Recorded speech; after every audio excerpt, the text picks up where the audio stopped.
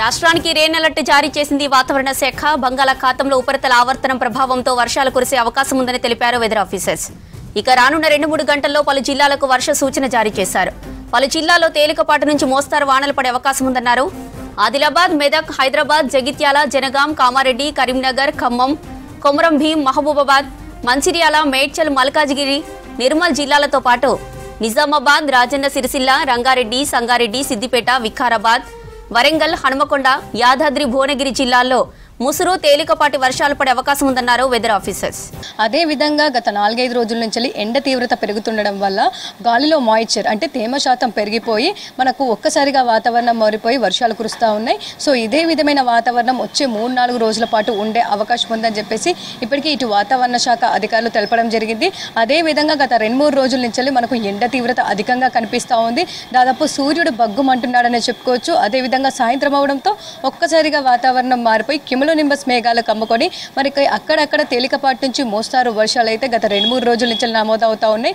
అదే విధంగా ఈ రోజుకి సంబంధించి కూడా వర్షాలు కురిసే అవకాశం ఉందని చెప్పేసి ఇప్పటికే ఇటు అలర్ట్స్ కూడా జారీ చేయడం జరిగింది.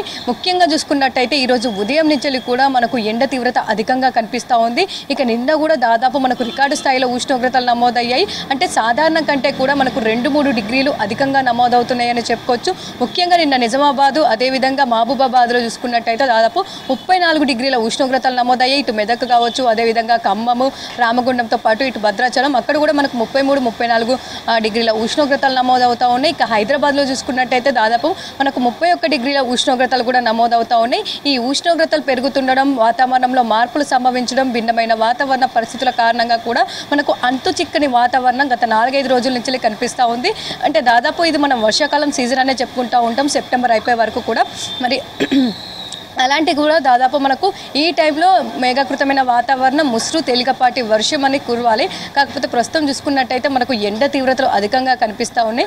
ఎప్పుడైతే మనకు ఎండ తీవ్రత పెరుగుతుందో క్యుములోనింబస్ మేఘాలు కమ్ముకొని ఒక్కసారిగా వాతావరణం మారిపోయి మనకు అక్కడక్కడ తేలికపాటి నుంచి మోస్తారు వర్షాలు, ఒక జోరు వర్షం కూడా కనిపించే అవకాశం ఉంది.